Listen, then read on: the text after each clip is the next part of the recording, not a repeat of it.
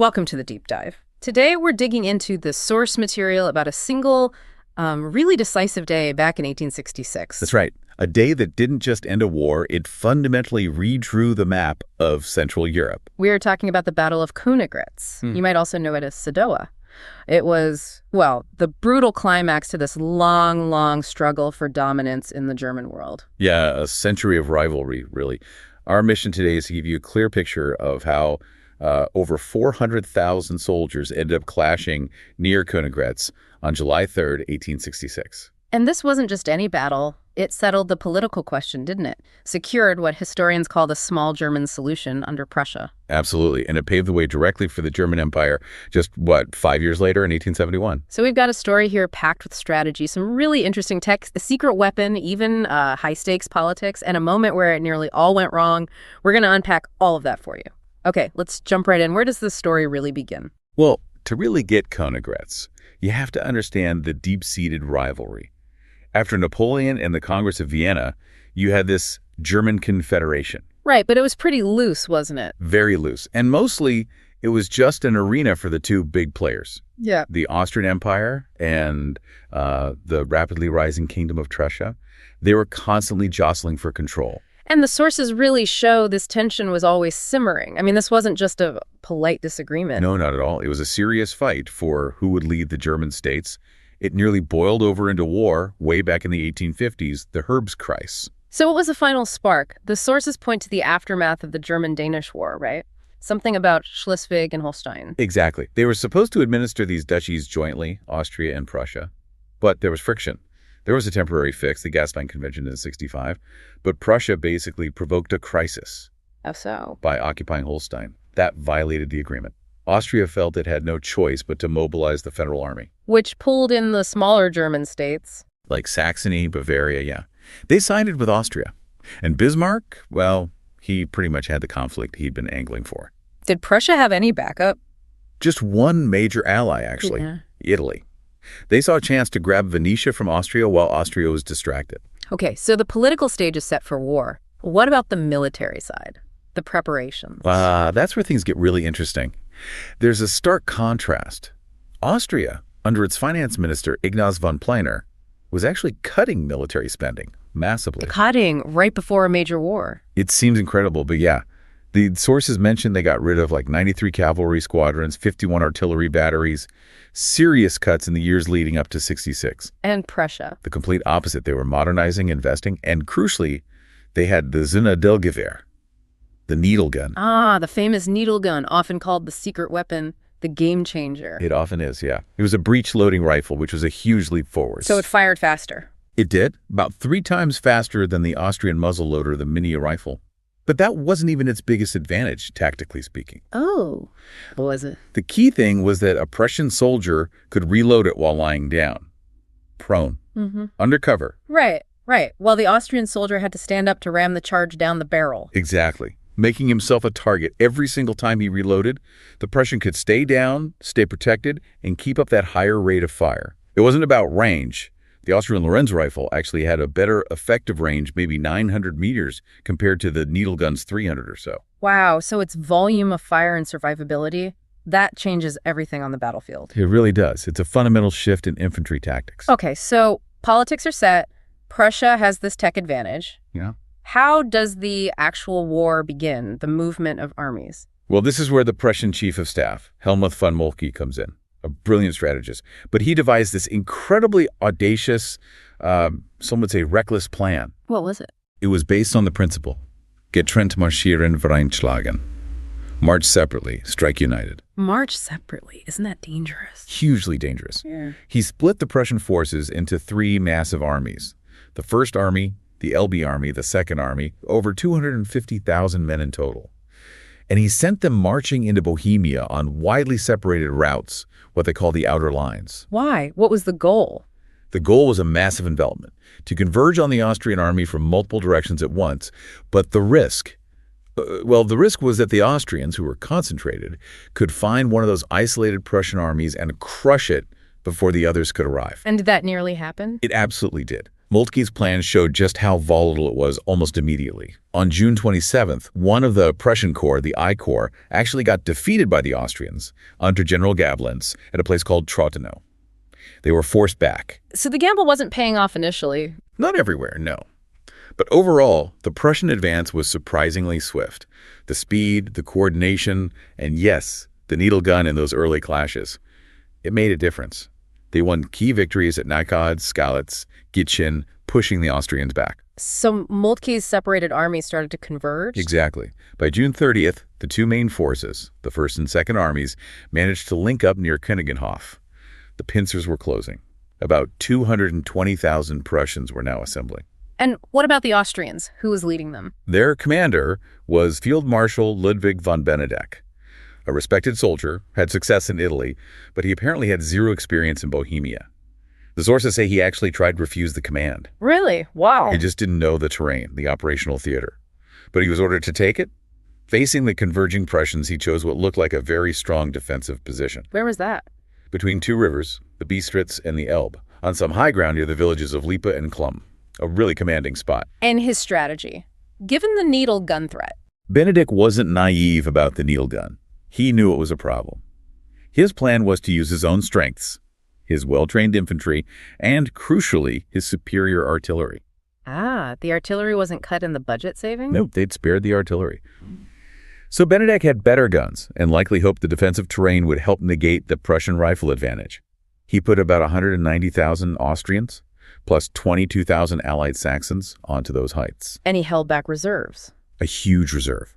About 60,000 men and 320 guns, ready for a decisive counterpunch once the Prussians had bloodied themselves against his main line. So the stage is set. Two massive armies converging on this relatively small area, these hills of Swieb and Klum. Absolutely, a collision course. July 3rd, 1866, were shaping up to be the decisive day. Tell us about that day. How did it start? It started early, around 4 a.m., foggy, rainy morning. The Prussian First Army began its advance toward the Bistritz River, towards Benedek's prepared positions. And things went wrong for the Austrians pretty quickly, didn't they? Not because of the Prussians initially, but internal errors. Catastrophically wrong. And yes, it was self-inflicted. The sources highlight this. Two Austrian corps commanders, a General Festetics and a General Thun, apparently decided to win some glory.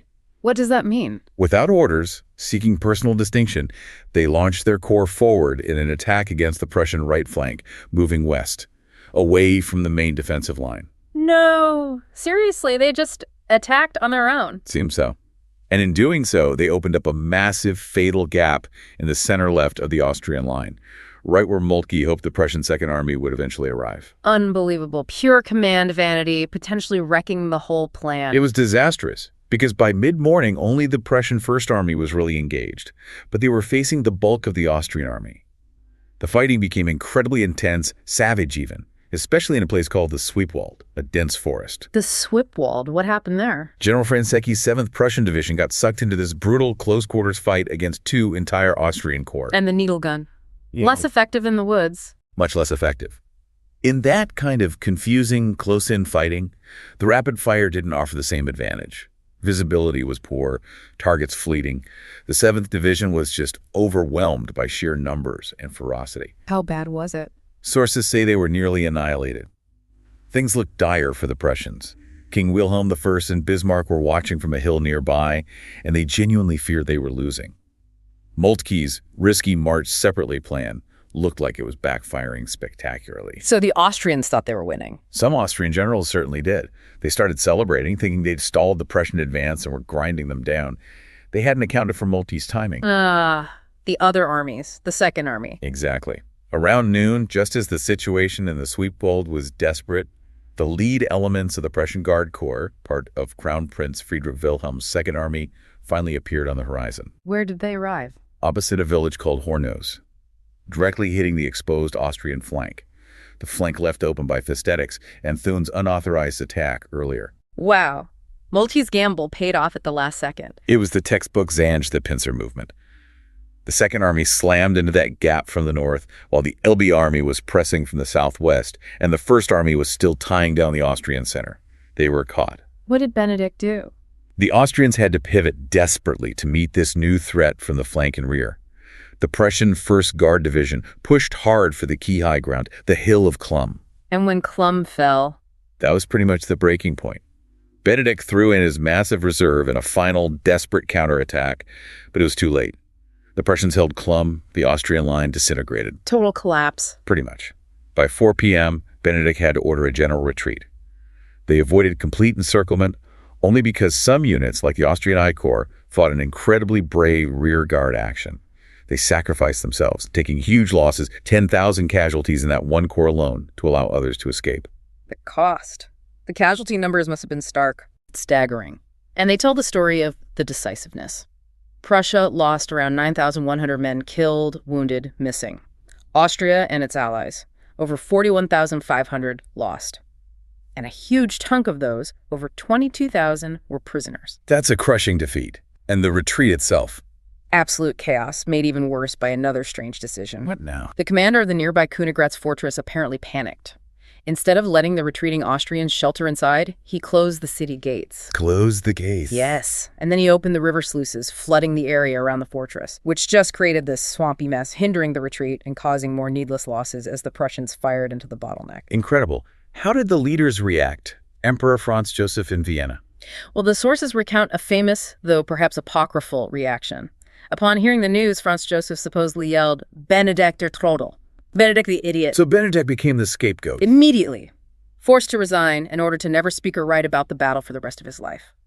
Total silence imposed. But as you said, later analysis suggests the real failure wasn't entirely Benedek's fault. Not entirely. He made mistakes, certainly. But that unauthorized, glory-seeking attack by Festetics and Thun in the Swiepwald seems to be the critical error. It fatally exposed the flank at the worst possible moment. Benedek knew about the needle gun. His plan to fight defensively in rough terrain was arguably sound. It was sabotaged by insubordination. So the political fallout must have been immediate and massive. Irreversible. The Austrian defeat was so total, so complete, that the old German Confederation just dissolved. Centuries of Austrian influence in Germany, gone in an afternoon. And the specific terms. Austria had to cede Venetia to Italy, even though Austria had actually beaten the Italians in their battles during the war. That must have stung. Ouch. And Prussia. Prussia annexed several of the North German states that had sided with Austria, like Hanover and Nassau. And Bismarck immediately formed the North German Confederation, led by Prussia, excluding Austria. So Königgrätz essentially sealed the deal for the Kleine Deutsche Lösung, the small German solution. Absolutely. The path to the unified German Empire of 1871 under Prussian dominance was now wide open. Did the shockwave stop at Vienna and Berlin? What about the rest of Europe, France, for instance? Oh, Paris was definitely paying attention. The speed and totality of the Prussian victory were deeply alarming to Napoleon III's Second French Empire. Suddenly, they had this powerful, unified, highly efficient military power right on their border. Which leads directly to that famous phrase. Revanche pour Sadowa. Oh. Revenge for Sadowa, yes. The fear of this new Prussia fueled French policy and military thinking right up to 1870. Did they try to adapt militarily? They did. They rushed to adopt their own breech-loading rifle, the Chassepot. The sources suggest it was maybe a bit of a panicked reaction, trying to quickly counter the Prussian advantage, driven by this urge to, as one source puts it, smother the new neighbor in its infancy. Was the Chassepot better? It had some advantages, yes, but the key point is the urgency. They knew they needed something even better, like a metal cartridge rifle. But the Chassepot was faster and cheaper to get into the field now. It shows the pressure they felt after Königgrätz. Königgrätz also seems to have spawned some myths, right? Like that saying about Prussians not shooting fast. Yeah, so schnell schießen die Preußen nicht. The Prussians don't shoot that fast. It's often linked anachronistically to the fast-firing needle gun, suggesting it means they aren't as effective as claimed. But that's not the origin. Well, according to Sebastian Hafner, cited in our material, the saying originally had a completely different meaning. It apparently referred to the Prussian military's reluctance to quickly execute deserters. Why? Because trained soldiers were too valuable. Yeah. It was about Prussian frugality. You don't just shoot useful manpower. So the meaning flips entirely. That's fascinating. Any other cultural echoes? Definitely. The well-known German military march, the Königgrätzer March, was supposedly composed right there on the battlefield. And you had figures like Paul von Hindenburg, future leader of Germany, who fought there as a young lieutenant. He called the needle gun's effect fürchterlich, terrible, and apparently kept his damaged helmet from the battle. So pulling it all together, Königgrätz was more than just a military victory. Much more. It was really a collision of military systems. Austria's more traditional centralized approach versus Prussia's modern decentralized command structure under Moltke, enabled by technology like the needle gun and maybe even logistic the railway, played a big role in moving those Prussian armies. Strategy and technology winning out. And political will. Bismarck's calculated risks.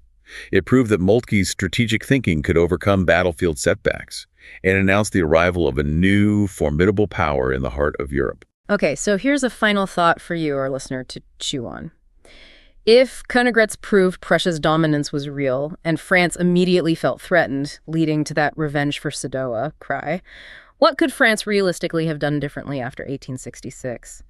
Knowing what they now knew about the Prussian military machine, its speed, its technology, its strategy, were there any political or military moves they could have made to genuinely change the course that led, seemingly inevitably, to the Franco-Prussian War just 4 years later in 1870? That's a really interesting counterfactual to consider. What options did they truly have? Something for you to explore. Thanks for joining us on this deep dive.